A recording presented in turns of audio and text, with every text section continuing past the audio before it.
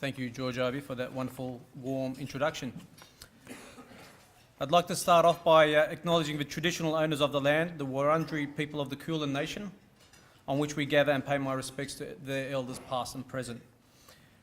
Distinguished guests, ladies and gentlemen, I greet you with the Islamic greeting of Assalamu alaikum, peace be upon you, and Ramadan Mubarak to all of you.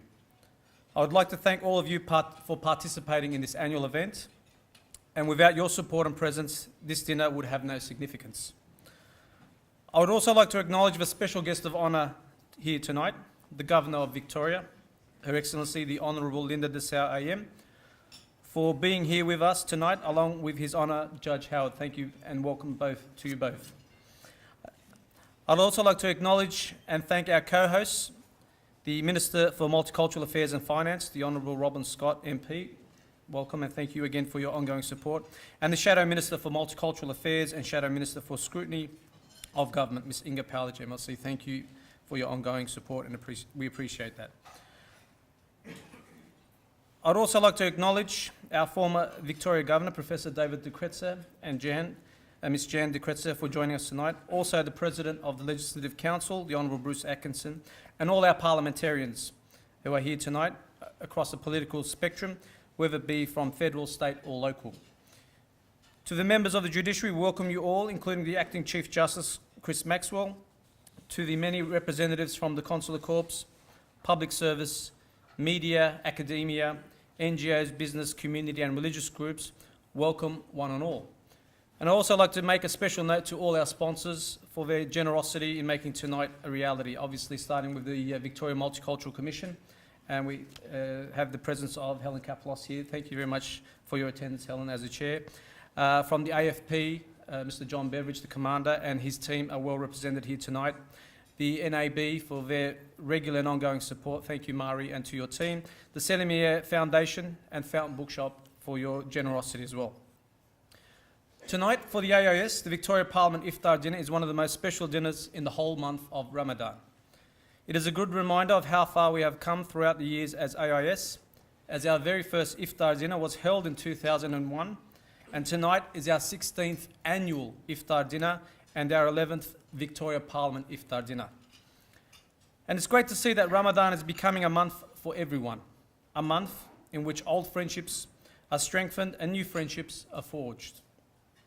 Now we have many other Muslim and non-Muslim organisations who are hosting iftar programs in Melbourne and throughout Australia. It was great to see the inaugural iftar dinner hosted by a sitting Prime Minister in Australia this year, and great to see the Canadian Prime Minister, Justin Trudeau, having an iftar with members of his cabinet.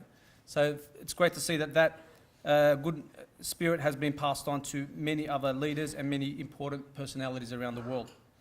Just in AIS, we are hosting or co-hosting 38 iftar dinners this year. 30 of them are home iftars during a 30-day calendar period. For us, Ramadan is a time of sharing, a time when we gather around the dinner table and share not only food, but also common values and friendship. The Muslim community opens its homes to the wider society in Ramadan, and to reciprocate, the people of Victoria open their house, the Parliament, to the diversely rich audience here tonight. This mutual welcoming and acceptance goes a long way in showing our oneness in society. We Muslims are your neighbour, your colleagues, your friends, and we share the future of this country with you.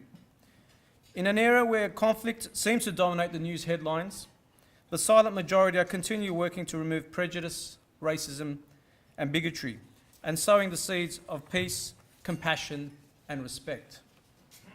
This is the path the AIS has taken, and through its endeavours is inviting others around them to join them on this journey. We believe the best way to respond to local and international incidents is by positive action, through dialogue, leading to understanding and acceptance underpinned by mutual respect. For the Muslim world, we need to work much harder in these challenging times to continually to build bridges between hearts and keep the dialogue going.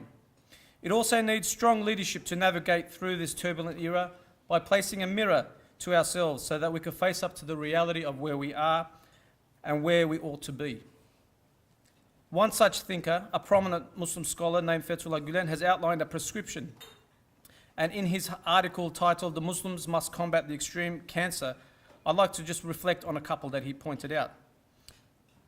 Firstly, he encourages the Muslims to continue to uphold human rights, upholding the dignity and sanctity of life and liberty, as they are the most basic of Islamic values, and no individual, political or religious leader has the authority to snatch them away.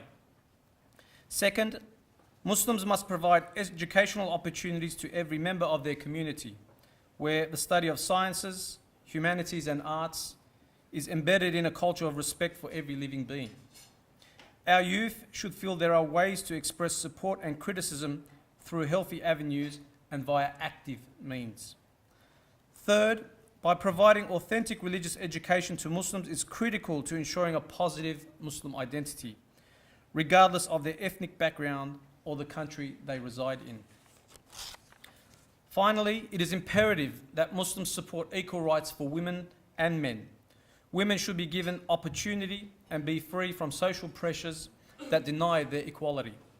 This is not a radical new idea, but one that requires consistent effort and can only be achieved through continual education and changing the structures within our communities.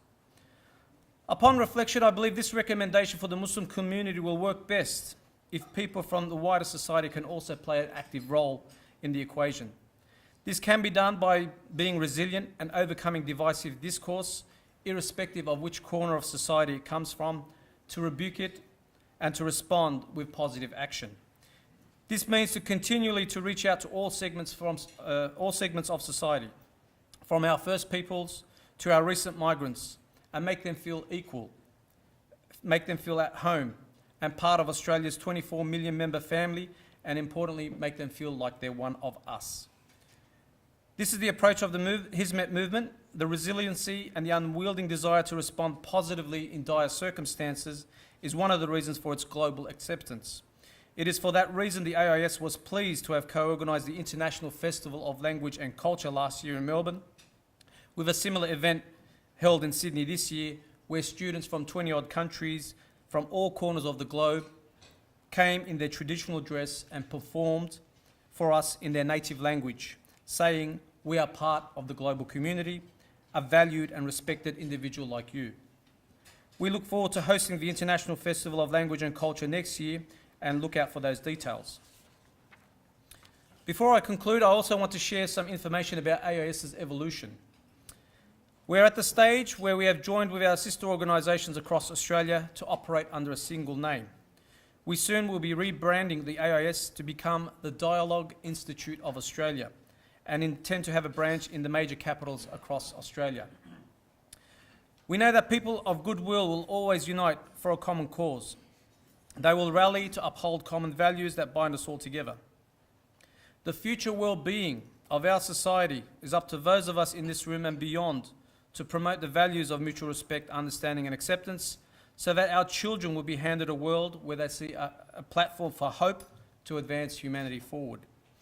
Let's rise to the challenge and, importantly, inspire people outside this room to keep an open mind, be embracing of diversity, and strive to make this country better. Once again, I'd like to thank you all for your attendance. I'd like to also again acknowledge and thank our sponsors one more time. And I wish this period of Ramadan is a great opportunity for you to interact and embrace something new. I greet everyone with the deepest respect. Ramadan Mubarak to all of you. Thank you.